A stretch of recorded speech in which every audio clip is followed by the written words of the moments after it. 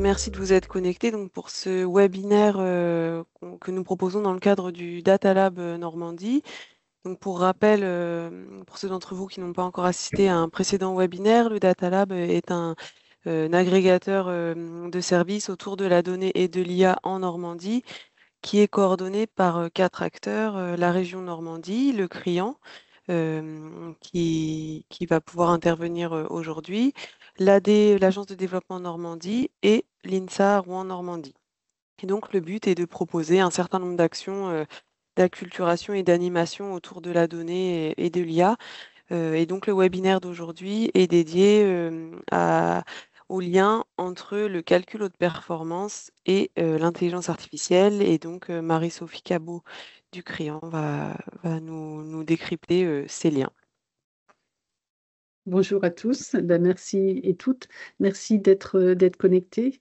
Je vais juste ajouter que je vais faire une présentation assez générale et s'il y a des points plus spécifiques vraiment sur l'IA, je suis accompagnée de mon collègue Benoît qui pourra répondre aux questions qui seraient plus techniques. Donc, je vais peut-être commencer par vous présenter le client. Tout d'abord, si vous permettez, j'ai quelques slides à partager. Euh, donc, pour ceux qui ne nous connaissent pas, au Crian, donc on est une structure qui est au service de la recherche et de l'innovation. En gros, on a jusqu'à présent un statut d'association. On est en train de se transformer en GIP et nos partenaires sont par exemple les universités, les écoles d'ingénieurs du territoire normand.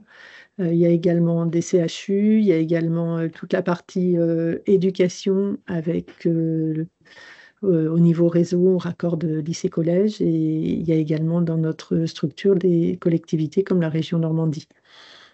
Donc le but du client, c'est de mutualiser en fait des infras et des services, on va dire, à haut niveau de performance. Au niveau du réseau, on fait l'interconnexion des établissements avec le réseau régional civique.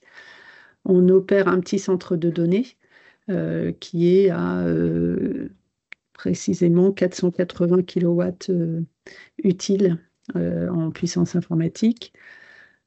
Et puis le service de calcul intensif, qui est l'objectif là, de la présentation d'aujourd'hui. Nos financements sont principalement publics de la région, de l'État, de l'Europe. On est une quinzaine de personnes et on a les certifications ISO 27001 et HDS depuis l'année dernière.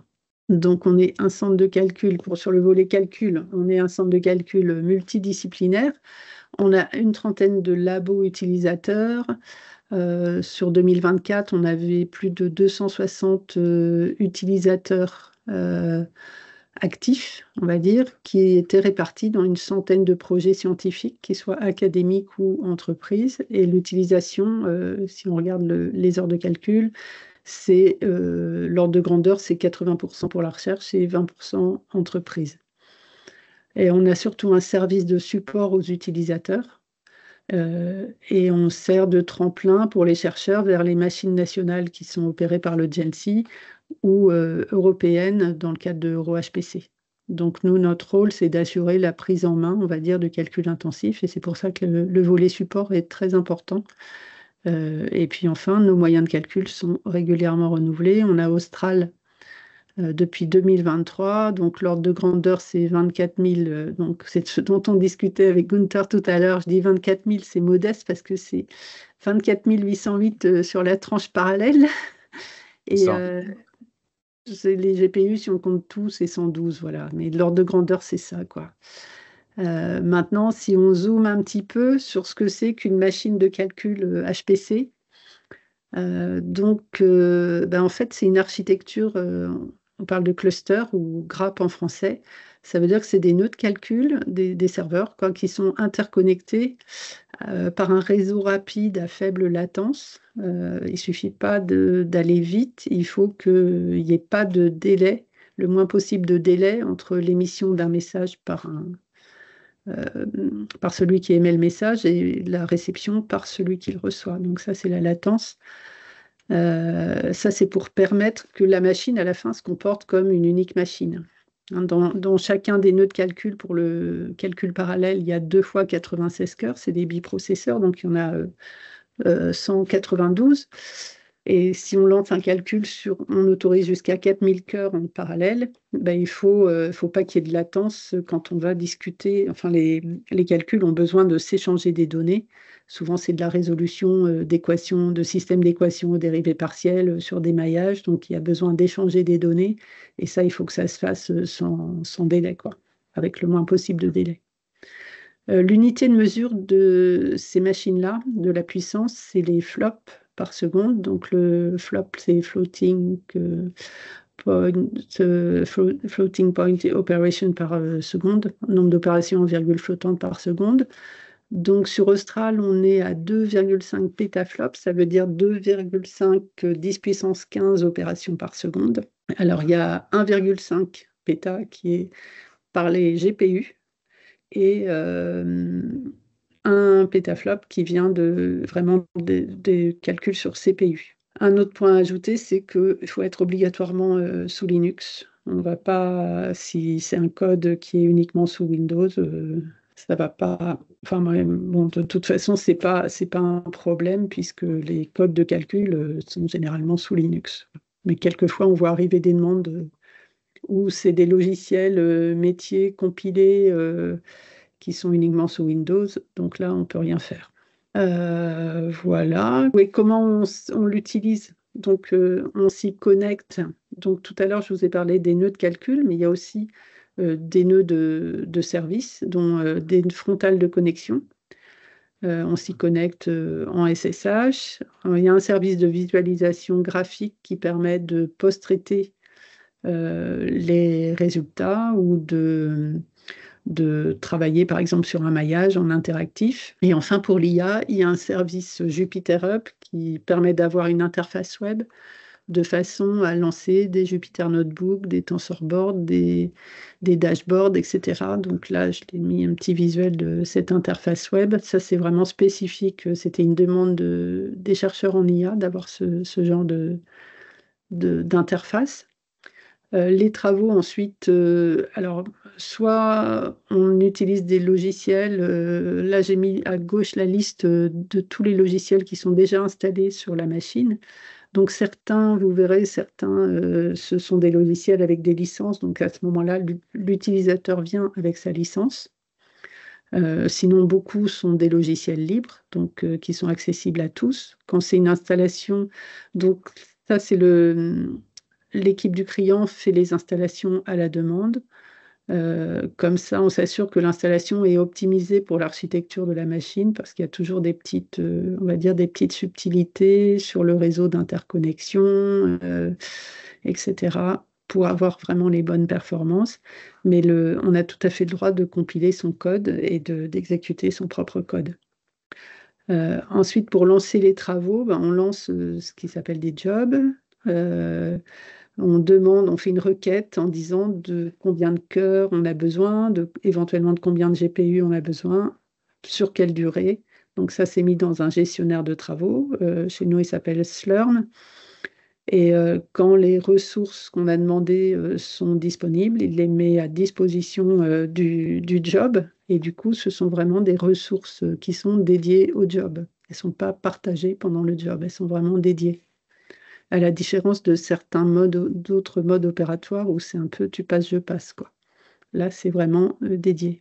Ah oui, l'utilisation. Donc, quand on regarde l'utilisation qui est faite par les chercheurs, en gros, les CPU sont majoritairement utilisés dans les disciplines, ce qu'on va dire les disciplines historiques du HPC, donc mécanique des fluides et environnement. En fait, ces applications d'environnement, là, elles sont surtout liées à de la mécanique des fluides, physique théorique, matériaux, chimie, biologie.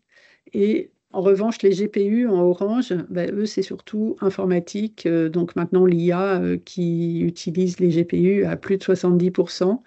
Et on a également la chimie qui a des codes qui fonctionnent bien là-dessus. Après, là, il y a un petit pourcentage de sciences humaines et sociales ou d'autres disciplines, et on a maintenant des laboratoires comme l'UMRID qui est en géographie, Je crois que le LERN de mémoire, c'est de l'économie. Voilà, des disciplines qui viennent. Donc en économie, c'est surtout du traitement, du traitement de données. Voilà. Et pas tant de la résolution d'équations comme les disciplines historiques les disciplines historiques du HPC, c'est surtout du traitement de données. Voilà. Ok. Donc, Est-ce que tu avais une deuxième partie dans ta présentation? ouais, après, ben, j'ai des visuels. Ben, je ne sais pas si déjà il y a des questions là sur ce que j'ai présenté, sur le mode de fonctionnement, etc. Si c'était clair. Dans la genèse de l'arrivée de ce supercalculateur, ça commence à se réfléchir un projet comme ça s'est né parce que tu disais que c'était des fonds européens, Oui, étatiques et régionaux. oui. Entre l'inauguration, enfin, entre la réflexion sur un projet comme celui-ci et l'usage et au milieu, allez, on va dire l'inauguration, c'est quoi la timeline de ça? Ah, la timeline, c'est plutôt 2-3 ans, quoi. Hein. C'est énorme, hein? Ouais. Ouais, surtout là pour cette machine-là, ça a été assez long. Bah déjà, on a fait une enquête auprès de nos utilisateurs, tu vois, pour savoir ce qu'ils attendaient de la machine suivante, de quoi ils avaient besoin. Par exemple, le service Jupyter dont j'ai parlé, ça a été déterminé justement quand on a fait l'enquête. C'est apparu comme un réel besoin. Renforcer le service de visualisation, c'est apparu comme un réel besoin. Avoir des cœurs CPU aussi, avoir du GPU aussi, enfin, tu vois. L'équilibre de la machine, c'est déjà la lettre au Père Noël fait l'objet. En parallèle de ça, il y a les dossiers pour l'élaboration des dossiers pour demander les financements quand même. Et après, tu as les procédures de marché, etc., qui sont assez longues, quoi. Parce que dans ce que tu disais, il y a 80% de l'usage qui aujourd'hui est à destination des chercheurs, et il Oui. y a 20% qui est à destination des entreprises. Les entreprises ont participé à Non, peser dans la balance, ou c'est non, non, non, non, ok. non, non. Non, non, éventuellement un petit peu parce qu'on a quelques entreprises utilisateurs historiques, donc on connaît les codes qu'elles utilisent et on sait que on veut que la machine, enfin que l'architecture soit compatible avec les codes. Voilà, ça s'arrête là, mais on ne fait pas de benchmark spécifique sur le volet entreprise. Les machines, elles sont dimensionnées avant tout pour la recherche. C'est ça, c'est ça. Ouais. Mm. Donc ça, c'est pas né d'une demande, c'est né d'une demande de la recherche, et vous avez mis de la disposition pour les entreprises, mais c'est pas né d'une Oui, demande des entreprises. ouais. Bon, j'ai mis 20%. En réalité, c'est un petit peu en dessous là sur Austral. On est un petit peu en dessous des 20% sur la partie CPU et sur la partie GPU, on est très très peu avec les entreprises. Ok, ok. Et c'est vraiment à la marge. Et je crois que, ouais. Ok. Est-ce qu'effectivement, sur cette première partie, il y a peut-être des questions? J'en vois pas apparaître sur le chat. Nawal, dis-nous si toutefois tu en vois apparaître de ton côté. Mais sinon, n'hésitez pas. On a la chance de ne pas être très nombreux On l'a tout aujourd'hui. compris. Et ben voilà, Jean-Marc. Non, non, parfait, rien de bien compliqué. Donc moi, j'ai tout compris pour ma part, en tout cas. Ok, Bon, très bien, merci. Non, je voulais expliquer parce que ça peut voilà, paraître comme c'est pas un mode de fonctionnement très habituel par rapport à accéder à une machine virtuelle ou voilà, je pense que ça méritait d'être un petit peu élucidé. Après, j'ai quelques exemples d'utilisation, on va dire, Ouais, par les chercheurs, si ça vous lance-toi sur la partie des prend son chercheurs. temps. Comment? On commence par la partie des chercheurs, et puis après, si tu en es d'accord, Oui. on pourra prendre 2-3 exemples sur les parties des entreprises qu'on a Ouais. vues et que je trouve assez passionnantes. Vas-y, je t'en prie. Ok. Donc, ouais, tout à l'heure, je vous ai dit que enfin, parler un peu des disciplines historiques. Donc, bah, typiquement, la mécanique des fluides, ça en fait partie. Donc là, j'ai mis 3 exemples vite fait. Là, à gauche, c'est quelque chose qui vient du LOMC au Havre, qui travaille beaucoup sur les éoliennes, les hydroliennes. Ils ont un code spécialisé pour ça. Donc, d'ailleurs, lorsqu'on a fait l'inauguration, il nous a présenté un petit peu différentes images de ces simulations au fil des années, depuis qu'il a fait sa thèse sur les moyens du Crillon. Et à chaque machine, en fait, ça lui permet d'améliorer la précision de ces modèles, quoi. Là, au milieu, c'est un exemple typique, on va dire, calcul d'instabilité dans une tuyère de moteur fusée. Ça, c'est au Coria. Il y a plein d'applications en lien avec l'aéronautique. Au Coria également, les écoulements réactifs avec ici de la simulation de l'interaction entre une flamme d'hydrogène la déflagration génère un choc et la flamme interagit avec le choc, quoi. Donc tout ça, c'est des simulations extrêmement de plus en plus précises. Au fur et à mesure que les moyens en fait, de calcul augmentent, ça leur permet de faire des simulations plus précises parce que la turbulence fait que, de toute façon, on aura toujours besoin de plus de puissance de calcul dans ces disciplines-là. De la même façon, dans les matériaux, augmenter la puissance de calcul, ça permet de faire des systèmes de plus en plus complexes. Là, il y a une jolie plotte de molécules là, qui s'est fait au GPM sur le campus du Madrier. C'est doit être la conception de molécules, hein. Là, c'est des biopolyesters. Un autre exemple à Caen, où ils travaillent sur des nouveaux matériaux pour la capture de CO2. Donc, en fait, plus on a de moyens de calcul, plus ça permet de mettre de molécules, d'atomes dans les simulations et de faire des systèmes plus complexes. Au CERMN à Caen, ils travaillent beaucoup sur tout ce qui est chimie du médicament, donc conception de molécules anticancéreuses. Eux utilisent les GPU. J'ai un exemple en architecture qu'on a ressorti là, à l'occasion de la réouverture de Notre-Dame. Ça s'est fait les calculs ont été effectués en 2020, je crois. Non, 2021. Et en fait, ça s'est fait dans le cadre du chantier scientifique de Notre-Dame. C'est la maîtrise d'œuvre qui a demandé à avoir un appui des chercheurs, hein, à ce qu'il y ait un chantier scientifique, parce qu'en architecture, on fait des gros calculs depuis assez longtemps maintenant, mais sur les structures en béton armé. Donc là, une construction en bloc de pierre, ils appellent ça des pierres appariées, enfin, avec du joint de mortier entre deux. On n'a pas les modèles, quoi. C'est absolument pas standard. Donc, du coup, il y a eu des travaux vraiment de toute une équipe de chercheurs. Et c'est des gens de l'école d'architecture de Paris, donc un doctorant qui a fait ses calculs sur le Crillon.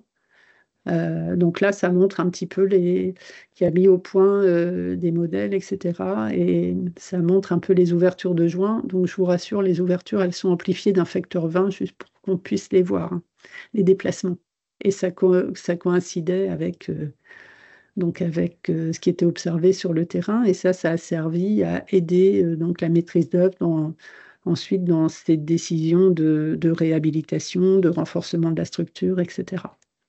Donc ça a été fait en amont des travaux pour s'assurer que les décisions qu'ils allaient prendre s'appuyaient sur en même temps, ouais.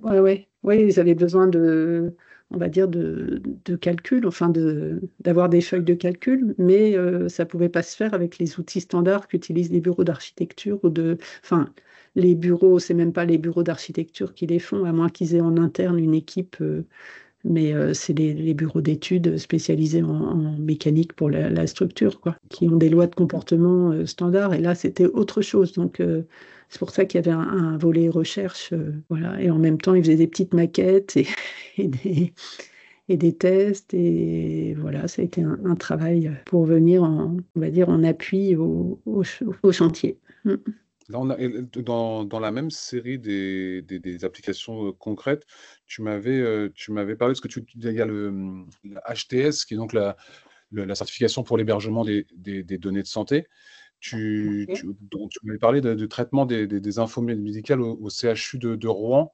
Tu peux nous en dire un mot pour qu'on se fasse une idée de ce que tu as le parallèle entre la mécanique des fluides, Notre-Dame et d'autres exemples comme ça, on voit quand même que le panel est Alors extrêmement ouais, large. c'est pas un parallèle, c'est juste qu'on a, comme je le montrais tout à l'heure, là, en termes de discipline scientifique, on a, ça va de la mécanique des fluides à l'informatique, en passant par la chimie, la biologie, j'ai pas montré, mais des traitements de grandes masses de données liées à des génomes, il y en a certains chercheurs en font aussi.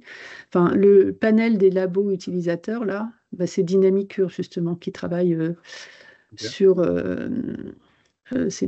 sur tous ces sujets-là. Euh, voilà, le panel est extrêmement large, quoi.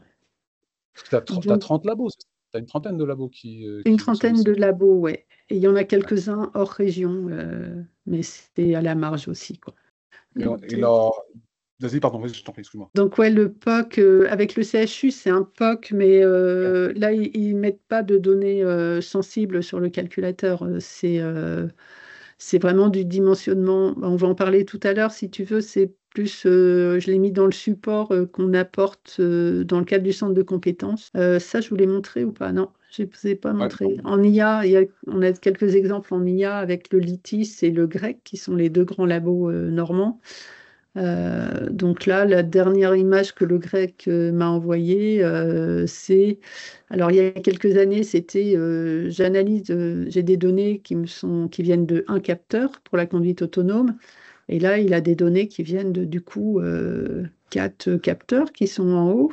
Et tu en as un qui est défectueux. Et il compare là 3 modèles qui sont les en bas.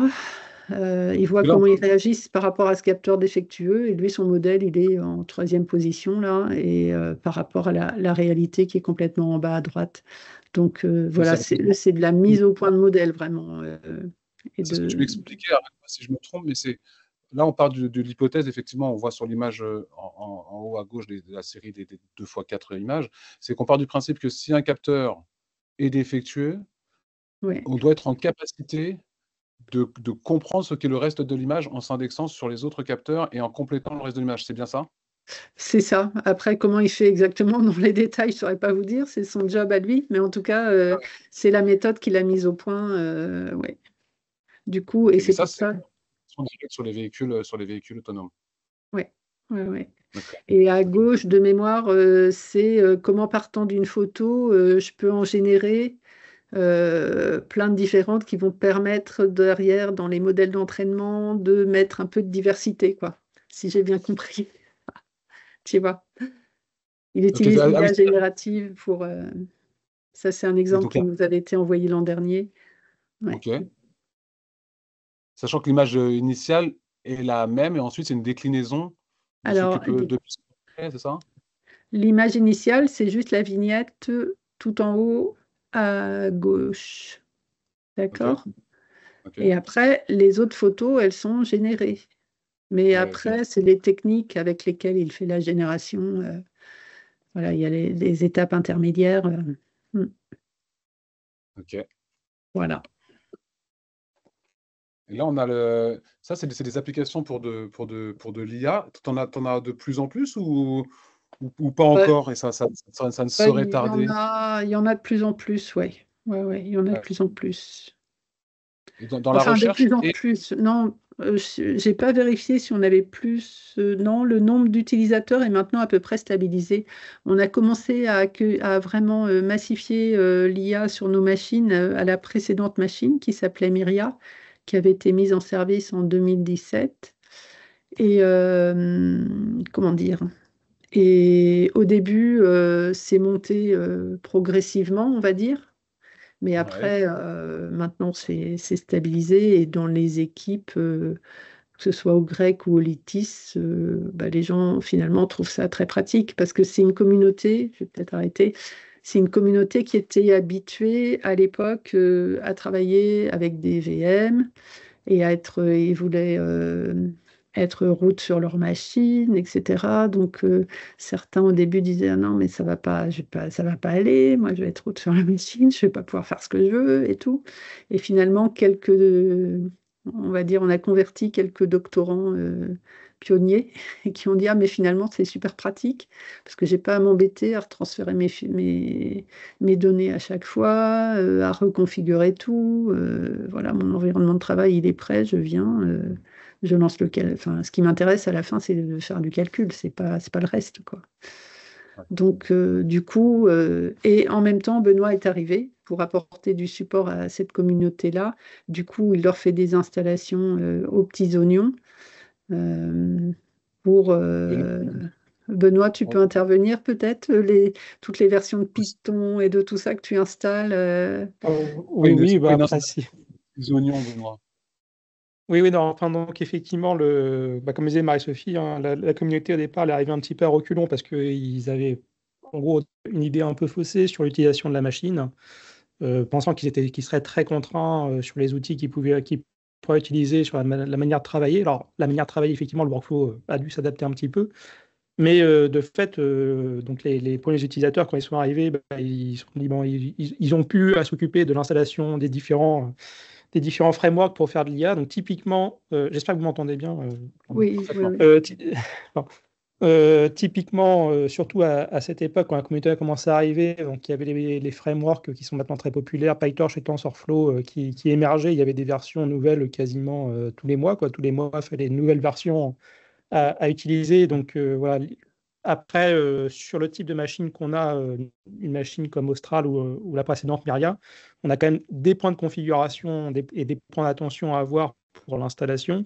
Et bah, ils étaient bien contents que ce soit quelqu'un d'autre qu'eux qui se charge de faire d'avoir ces points d'attention-là et d'utiliser la machine de manière optimale par rapport à l'architecture qu'on a, parce que c'est quand même des architectures qui sont haut de gamme par rapport à ce qu'ils peuvent avoir dans leur laboratoire, parce que sinon ils travaillent sur leur machine de bureau, donc c'est généralement des machines de mainstream que vous allez trouver dans le commerce globalement. Et c'est vrai qu'une machine comme Austral qui foisonne beaucoup plus de cœurs de calcul par serveur, des GPU de plus grosse capacité, ça change un petit peu la donne, mais il y a aussi des contraintes. Donc là, c'est surtout sur ces aspects-là où on les accompagne en termes d'installation logicielle, enfin en tout cas pour la communauté, on va dire, qui sont issus des labos d'informatique de Rouen et de Caen. En général, ils sont assez aguerris sur l'utilisation de systèmes Linux, etc. Mais par contre, sur les installations logicielles, effectivement, au final, ils sont bien contents de pouvoir utiliser nos capacités en termes d'installation, notre savoir-faire. Et également, après la machine, le mode de fonctionnement de la machine, finalement, leur convient bien parce qu'on a vraiment une machine qui fonctionne pour l'automatisation. Et donc, comme ils doivent de plus en plus lancer des nombres de calculs de plus en plus importants, bah, le fait de pouvoir les lancer un peu massivement, ça leur convient aussi très bien. Voilà, donc c'était plutôt. Voilà. Et effectivement, comme disait Marie-Sophie, voilà, on a eu une sorte d'expansion sur de plus en plus d'utilisateurs parce que je pense le bouche à oreille et le fait qu'on les côtoie, qu'on essaie de les côtoyer le plus possible. Et maintenant, on a un peu stabilisé en termes de nombre d'utilisateurs, je dirais, mais c'est les usages qui évoluent. Enfin, voilà, maintenant, avant, ils faisaient de la classification, maintenant, ils font plutôt de la génération d'images ou voire de la génération de texte, mais il y a quand même pas mal comme on a vu sur les exemples, qui travaillent sur de la génération d'images, donc en utilisant des IA génératives. Donc grossièrement, voilà, les enjeux changent, mais on est un peu stabilisé en termes d'utilisateurs, en tout cas sur la partie académique. Même si on commence à entendre parler de gens qui sont plutôt, qui sont dans des domaines scientifiques différents et qui vont, enfin ça on va en parler un petit peu après, et qui commencent à vouloir intégrer de l'IA dans leur traitement scientifique. Donc là, pas des gens qui font le domaine de métier intelligence artificielle, mais qui veulent se trouver accompagnés par l'IA pour leurs travaux scientifiques. Et là, c'est encore un petit peu différent parce qu'ils ne sont pas trop aguerris sur les modèles à utiliser. Donc c'est un accompagnement différent qu'il y a à voir avec eux. Ok. Ça nous positionne, sans faire de chauvinisme normand, mais ça nous positionne comment par rapport à d'autres territoires avec ce type d'équipement? Parce que Austral succède parce que c'était 2017, c'est ça la machine précédente, c'est ça? Et La machine précédente, c'était 2017, oui. Austral c'est ça, 2023. Ouais. 2023. Donc c'est quand même des investissements non négligeables, parce que on l'a renouvelé là dernièrement. Et ça nous positionne comment par rapport à d'autres territoires, la Normandie et où et comment? Je ne dis pas que c'est un concours de territoire, mais juste qu'on En sache un peu. fait, quand tu viens d'acheter une machine, tu te retrouves en tête, quoi, en gros. Ouais. Mais très rapidement, tu es dépassé par le prochain qui en a acheté une autre, hein. Donc, voilà. Et nous, notre objectif, quand on fait une machine chez nous, c'est pas, on va dire, d'apparaître dans les tops, etc. Notre objectif, c'est de servir toute la communauté. Tu vois, et c'est pour ça qu'on a à la fois du CPU, enfin une tranche CPU, une tranche GPU, qu'on a aussi un nœud à large mémoire avec 6 Tera de RAM pour des applications qui seraient uniquement en mémoire partagée et pas en mémoire distribuée. Ouais, les bibliothèques ne sont pas les mêmes. Quand tu communiques entre deux nœuds, c'est les bibliothèques MPI. Quand tu restes en intranœud, c'est OpenMP. Enfin, c'est d'autres paradigmes de parallélisme et de mise en œuvre de la parallélisation. Voilà. Donc, nous, notre partie, c'est d'offrir des ressources qui puissent répondre à tout, on va dire, tous les besoins des communautés normandes, des différentes communautés scientifiques. Et on est assez large en termes de panels. Tu as des régions où il n'y a pas autant de... On a quand même des gros labos, que ce soit le Coria à côté, des gros labos qui font de la mécanique des fluides, voire du réactif. Et à la limite, chez eux, nous, on sert juste pour les doctorants quand ils arrivent, pour qu'ils apprennent à faire du calcul HPC, on va dire. Et après, très vite, ils vont sur les machines nationales ou européennes. Ces équipes-là ont des grosses allocations au niveau national et au niveau européen. Donc nous, on sert à faire les premiers pas, on va dire, ou des fois des travaux en urgence, ou du dépannage, ou des choses comme ça. On sert à les former aussi, on donne des formations, hein, donc là il y a Benoît, mais il y a également Patrick et Guillaume qui peuvent donner des formations Alors sur justement, ça sur le parallélisme. la formation à destination de qui? Alors, des Benoît, formations, peut-être. on en Vas-y, a, mais on a parce que des formations récurrentes, par exemple OpenMP ou MPI, ça dure une journée et demie, ça se passe dans nos locaux et c'est apprendre à programmer avec ces bibliothèques-là. Et c'est principalement des doctorants ou des chercheurs qui viennent, mais principalement des doctorants. Quand ils arrivent, ils n'ont jamais été formés à ça. Et donc, s'ils les doctorants sont peuvent dans une équipe. de tout secteur géographique confondu et venir se former chez vous au Crian. C'est ça que tu me dis? Oui, mais en pratique, c'est surtout des Normands, quoi. Ouais, c'est C'est ça. surtout Ok. des Normands. Mais voilà. Et sinon, donc ça se fait en présentiel. Sinon, régulièrement, on a des sessions de prise en main du calculateur. Donc ça dure une demi-journée et c'est soit pour un usage généraliste où on a besoin, enfin pour en gros les gens du HPC traditionnel, hein, on va dire physique, matériaux, etc. Qui souvent ont des codes maison qu'ils compilent, etc. Et Benoît en a fait une spéciale pour l'IA, parce que là, c'est plus des questions sur comment je prépare mes données, les points d'attention qu'il y a spécifiquement sur les workflows d'IA. Et là, Guillaume, qui nous a rejoint en novembre, lui, il en donne une en anglais, parce qu'on a pas mal, l'expérience montre qu'il y a beaucoup de doctorants anglophones qui arrivent dans les équipes et avant qu'ils parlent couramment le français, finalement, quand on l'a proposé en anglais, on a eu pas mal d'inscrits. Ça leur a été bien, bien utile, quoi. D'accord. Et ça c'est avec tout ce qui est formation. Est-ce que c'est en lien avec Maisonnette? Parce que c'est de l'accompagnement au Alors, POC avec Maisonnette ou pas? on les a toujours faites, hein, ces formations-là, Ouais. mais effectivement, on est dans des projets, je peux peut-être basculer maintenant sur ce volet Ouais, ouais. des partenariats dans lesquels on est.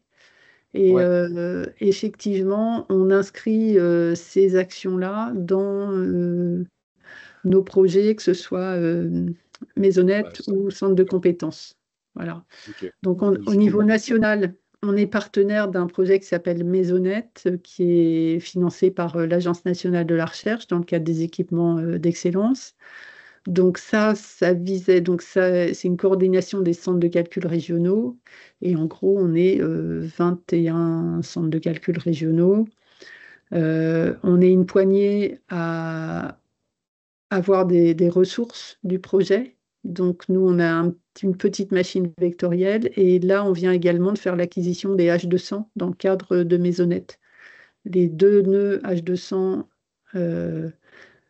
les deux nœuds avec chacun 8 GPU H200, ils ont été acquis dans le cadre de Maisonnet. Et dans Maisonnet, il y a également un volet de support qui est important. Donc, ça nous permet on va dire, de financer une partie de nos activités. Et un deuxième volet, c'est le centre de compétences national en HPC. Donc, c'est un projet qui s'appelle EuroCC, qui est déployé dans 33 pays européens, qui est financé par la EuroHPC Joint Undertaking, qui est, on va dire, un consortium des pays européens sur le HPC. Et nous, on participe directement au centre de compétences français avec nos collègues de l'Université de Reims et avec INRIA Academy et le CERFAX. Et c'est un projet, enfin au niveau français, il est piloté par Terratech. Et là, on intervient au niveau national, on va dire, en concertation avec nos collègues du projet Maisonnet. Voilà. C'est-à-dire que si une entreprise, par exemple, de la région de Toulouse, vient nous questionner, on va la mettre en relation avec les collègues de Toulouse. Mais après, il y a une grande disparité entre les centres de calcul régionaux et finalement, très peu sont ouverts aux entreprises ou sont opérationnels pour répondre aux entreprises. Donc, alors qu'ici, à Rouen, c'est le cas. comment? Alors qu'à Rouen, c'est le cas. Pour le À coup, Rouen, c'est le cas et ça l'a toujours été depuis le début parce que on a été créé comme une structure à l'extérieur de l'université, donc c'était plus facile et il y avait cette vocation était vraiment voulue dès le départ, dès la création du Crian. Et elle est maintenue. Et elle est maintenue, voilà. Et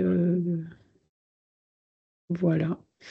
Donc du coup, dans ce centre de compétences, l'objectif c'est de favoriser l'usage du HPC, on va dire, et plus largement toutes les technos associées. Donc HPDA, c'est High Performance Data Analysis, le traitement de données à haute performance, l'IA et également le calcul quantique.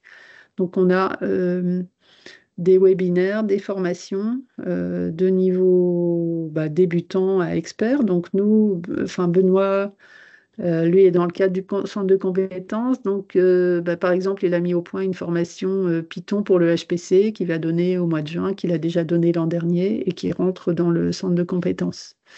Voilà. Il y a un volet d'accompagnement sur mesure. Marie-Sophie, quand tu dis, je sais parce que avec la recherche, toujours, quand tu dis d'un niveau débutant à expert, tu peux définir débutant parce que moi j'ai toujours l'impression que débutant dans vos bouches, c'est pas le même que dans la bouche de tout le monde. Un débutant, c'est vraiment ouvert à tous. À l'automne dernier, on a fait des demi-journées sur le calcul quantique, des conférences, tu vois. J'étais un peu déçue qu'il n'y ait pas plus de monde parce que c'était super intéressant et c'était abordable, accessible à tous, quoi. D'accord. Accessible à tous et vraiment extrêmement intéressant par quelqu'un qui a une pointure, quoi. Il était avant, lui qui dirigeait il était chez IBM et il était, lui, le responsable justement on doit avoir à peu près le même âge, on a les cheveux de la même couleur. Il a d'abord commencé vraiment sur le volet HPC et ensuite il a pris la direction du calcul quantique pour la France, mais il a changé, il est passé chez Eviden parce qu'il a réalisé que le calcul quantique, comme c'était extrêmement stratégique, chez IBM en France, il ne pourrait rien faire, quoi. Les acteurs, c'est le CEA, c'est tout ça, donc c'est avec Eviden forcément. Donc il est passé chez Eviden et voilà, il est venu donner des conférences. Et il nous a fait tout un panel sur où est-ce qu'on en est des technologies, qu'est-ce qu'il y a comme défi, qu'est-ce qu'on peut espérer. Voilà, c'était vraiment très, très intéressant et tout le monde pouvait y trouver son compte, y compris des gens. On a invité du coup des labos qui sont déjà sur le volet quantique, qui ne sont pas utilisateurs du Crian, parce que c'est des théoriciens de l'informatique, des gens qui travaillent sur la crypto post-quantique, des gens comme ça, donc ils n'ont pas forcément besoin de nos moyens de calcul, mais ils étaient vraiment très, très contents de cet échange qu'ils ont pu avoir avec lui. Voilà, c'est parce que c'est quand même pas tous les jours qu'on peut faire venir des gens comme ça, quoi. Donc ça, c'était vraiment intéressant. On pourra le refaire s'il y a une volonté, mais bon, voilà, il Alors ça, faudrait qu'il y ait une diffusion assez large, à la limite, pour que... n'hésite pas à nous partager l'info pour qu'on en fasse le relais, parce que je suis certain Ouais. que y a des webinaires sur ces sujets-là, que si c'est rendu accessible Alors là, à... c'était pas tout à fait webinaire, c'était une conf dans les locaux de l'INSA, tu vois. Sans problème. Mais ça durait une demi-journée parce que le sujet est quand même assez lourd, on va dire. Mais c'était en tout cas à la portée de tous pour démystifier, on va dire, démystifier le calcul quantique. Et après, si on veut faire plus, s'il y a un besoin, on peut organiser des conférences qui vont un peu plus loin, enfin des formations qui vont un peu plus loin. Sur 2 jours, faire vraiment les premiers pas de la programmation quantique. Okay. Et puis après, faire plus avancé, voir les algorithmes de façon plus avancée. Et puis voilà. Alors nous, au Crillon, en veille techno... Là, je sais qu'il y a déjà des gens de chez moi, si tu leur dis ça, qui tu leur dis qu'il y a des conférences sur ces sujets-là et que c'est accessible au grand public, je sais déjà qu'il y a du monde qui serait... Ah bah ouais, c'est évident, oui, c'est sûr. Après, il faut qu'on le sache, mais ouais, c'est passionnant. Pardon. J'avais passé l'info, mais je ne sais pas si... ou peut-être elle s'est trouvée diluée. Ouais. Donc ça, c'était pour les webinaires et les formations. Pardon, je me suis permis de... Ouais. Et après, il y a tout un volet d'accompagnement, on dit sur mesure. Donc ça, on le fait depuis pas mal d'années.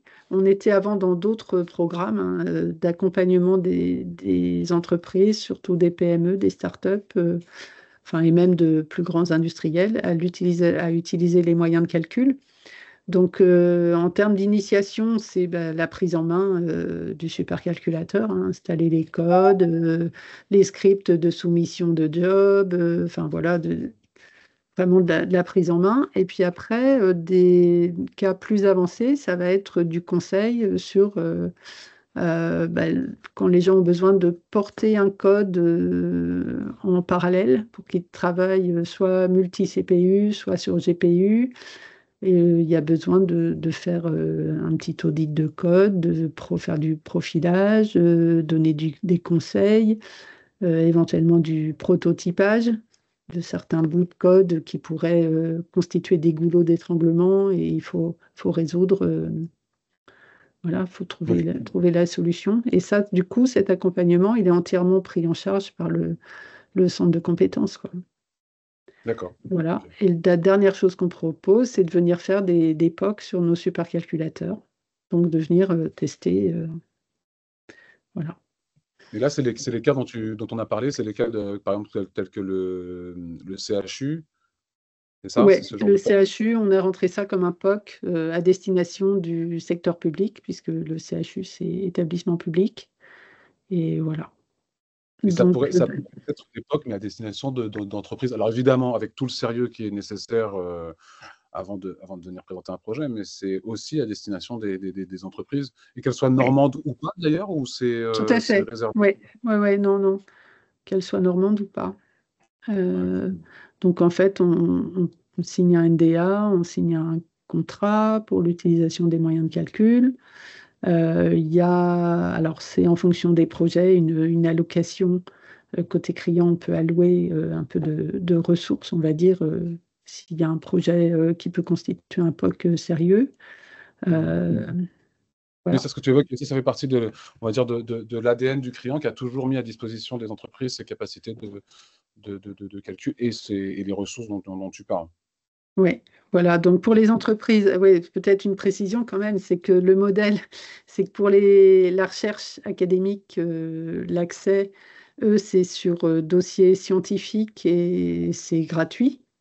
Et c'est pour de la recherche ouverte, donc avec des publications, etc. Et pour les entreprises, c'est un mode paiement à l'usage où elles font leurs travaux de R&D.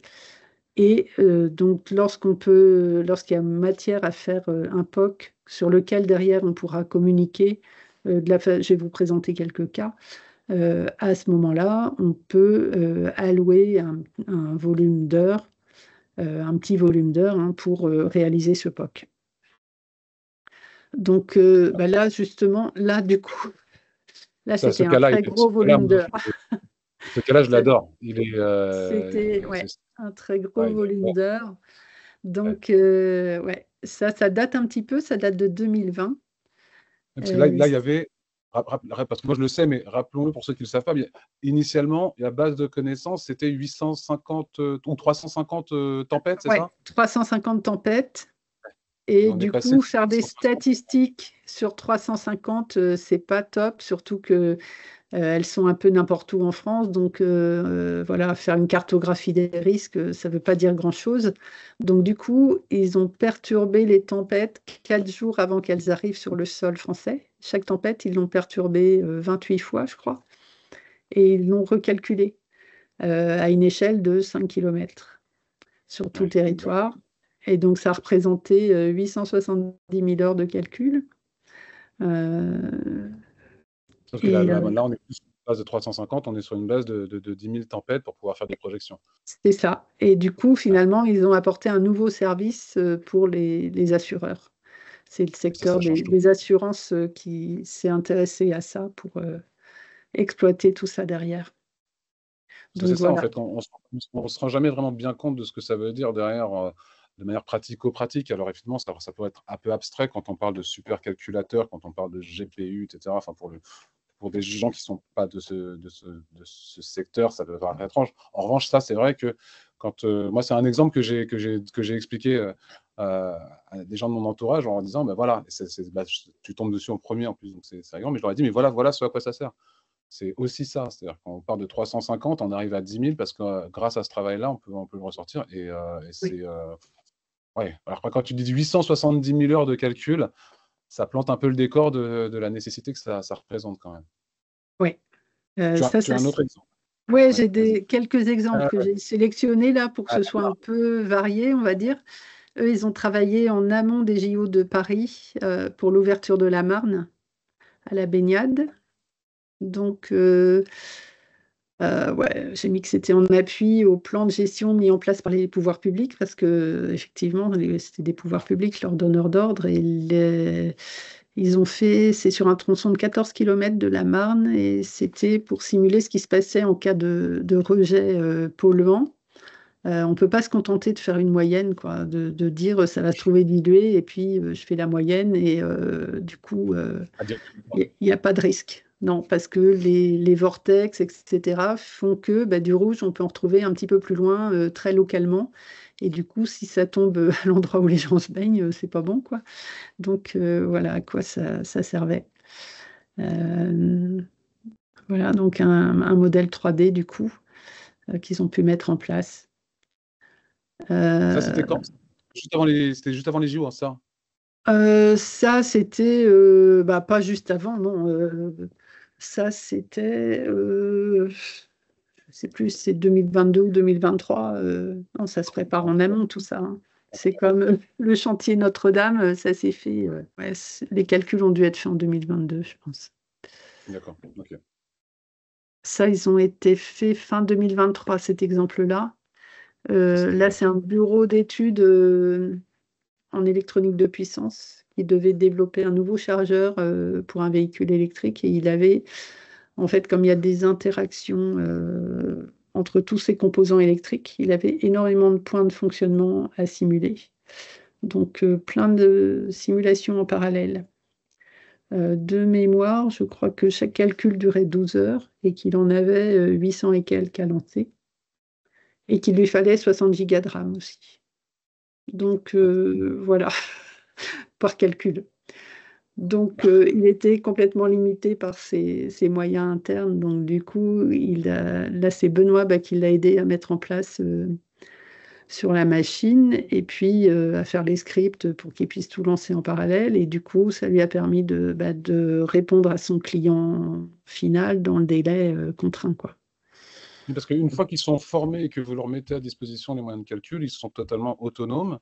C'est ça, oui. Ouais. C'est ça, hein. Ouais, c'est ça. Oui, nous, on n'interfère pas dans son travail scientifique, si tu veux, c'est pas notre job. Nous, c'est vraiment mettre en place les choses pour que ça fonctionne. Donc Ouais. là, à la limite, tu vois, on te présente des travaux de chercheurs, mais c'est pas nous qui les faisons, c'est les chercheurs. Bien Voilà, sûr, c'est bien sûr. juste pour Ouais, expliquer à quoi sert la machine. Mm. ouais, bien sûr. Bien sûr. T'avais un cas aussi, alors je sais pas si tu l'as. Ah bah, voilà, tu l'as là. Ouais, C'est, un ouais. cas qui a aussi été accompagné par Benoît parce que c'est de l'IA. Benoît, tu veux en parler peut-être? Oui, oui, donc rapidement, donc là, donc c'est dans le domaine de la finance. Alors, donc la société en fait a développé un jeu de construction de règles d'investissement. Et en fait, les règles se construisent de manière un peu itérative. Donc, on construit des règles petites et on les combine pour construire des règles de plus en plus complexes. Donc, ce qui nécessite une grosse capacité de calcul et aussi également une assez grosse capacité mémoire pour conserver les règles. Et donc, ils sont venus chez nous parce ils sont aperçus qu'ils avaient besoin de plusieurs hectares de calcul. Mieux ce serait pour générer beaucoup de règles. Là, on les a vraiment accompagnés en gros sur la parisation de leur code, parce qu'ils avaient en gros une première parisation qui a été faite, mais qui était pas efficace sur une machine comme Myria à l'époque. Donc, on les a accompagnés sur la parisation, on leur a installé les bonnes bibliothèques pour que ça fonctionne correctement. Et de fait, ce qu'ils ont pu faire grâce à la machine, donc grâce à Myria sur laquelle ils ont tourné, c'est qu'ils ont pu construire des règles plus grosses que ce qu'ils pouvaient construire sur les ressources qu'ils utilisaient précédemment, tout en divisant les temps de restitution de manière assez importante. Voilà, ils ont divisé les temps de restitution par 20, et ce qui leur a permis aussi de réduire leur coût de calcul. Enfin, en gros, c'était vraiment plus par rapport aux machines précédentes qu'ils utilisaient où ils devaient louer des ressources, c'était beaucoup plus intéressant de les louer chez nous et de pouvoir construire donc des règles d'un plus haut niveau. Donc, ça a amélioré la qualité de prédiction. Donc, c'était vraiment gagnant hein, de tous les points de vue pour eux. Et c'était une collaboration qui est vraiment assez intéressante parce que vraiment l'équipe, pour le coup, en face, était partageait beaucoup ce qu'il faisait. Enfin, on était vraiment dans un échange assez riche de tout point de vue. Moi, je ne connaissais pas du tout ce qu'il faisait au départ. Donc, ça m'a permis on va dire, de m'acculturer à ce domaine de génération de règles. Hein, donc, c'est aussi une opportunité hein, voilà, d'utiliser des machines, d'avoir des résultats au rendez-vous et puis de faire des rencontres intéressantes intellectuellement parlant, on va dire. Et les derniers Super. exemples que j'avais sélectionnés, là, en ce moment, tout le monde parle de LLM. Voilà, donc nous, on n'y coupe pas non plus. On a deux POC en cours. Il y en a un dont tu parlais tout à l'heure, là, avec le CHU. Là, leur souci, c'est d'utiliser plusieurs GPU parce que leur modèle, de toute façon, ne rentre pas dans un seul GPU. Donc, il faut paralléliser le modèle. Et l'autre, c'est avec une entreprise donc, qui a son propre corpus métier, on va dire, sur lequel il faut faire un apprentissage pour derrière faire de la transcription automatique de réunions. Donc ça, ils ont quelqu'un hein, qui fait le développement en interne, mais là, c'est pour venir faire les entraînements chez nous. Chez vous. Voilà, venir faire la mise au point et tout. Et l'objectif final pour les deux, c'est derrière de déterminer un petit peu quelle sera l'infra adaptée à la production, en fait. Et ça, c'est deux POC qui sont en cours. Donc, c'est vrai, c'est vraiment. Oui. Non, c'est top. Hein. Moi, alors, ce serait trop long, mais moi, j'en avais retenu un et qui était parmi tous les projets. C'était aussi le projet de l'entreprise qui développe des logiciels pour les applications spatiales, là, sur les analyses de tout ce qui peut améliorer les impacts des débris spatiaux sur les satellites. Donc, voilà. Enfin, bon, on a un Oui, non, timing mais à respecter. c'est Mais extrêmement varié, quoi. mais ouais, C'est très mais ça, varié. Et ce qui est sûr, c'est que les bénéfices, c'est assez clair, quoi. On l'a vu sur Risk of the Tech, ça peut être développer des nouveaux services. Bon, ça, c'est assez rare. Mais en tout cas, améliorer la précision des modèles, améliorer, ça, c'est clair. C'est vraiment, c'est un bénéfice, on va dire, qui est évident, que ce soit en simulation numérique ou en IA. Voilà. donc on vous promet de belles heures encore avec tous ces sujets d'IA. Là, ça y est, vous allez être des rockstars au criant et solliciter de Bon, partout. les rockstars, c'est les chercheurs, hein. C'est C'est vrai. les chercheurs, c'est pas nous, hein. Mais c'est les outils pour que les rockstars. Un rockstar sans guitare, c'est pas vraiment une rockstar, on est d'accord. T'as raison, ouais. Ouais, ouais. Bon, est-ce qu'il y avait pardon, est-ce qu'il y a peut-être des questions qui s'affichent peut-être, non, peut-être pas. C'est vrai, vous êtes tellement clairs, Benoît et Marie-Sophie, que même sur des questions extrêmement techniques, on arrive à tous se faire comprendre. C'est top. Est-ce qu'il y avait un point que tu voulais ajouter? C'est quoi le calendrier? Parce que tu disais que vous aviez des formations, des webinaires qui se menaient, etc. Où est-ce qu'on retrouve des infos? Où est-ce qu'on peut s'inscrire si on veut entendre une conférence sur le quantique ou ce genre de choses? Où est-ce qu'on récupère tout ça?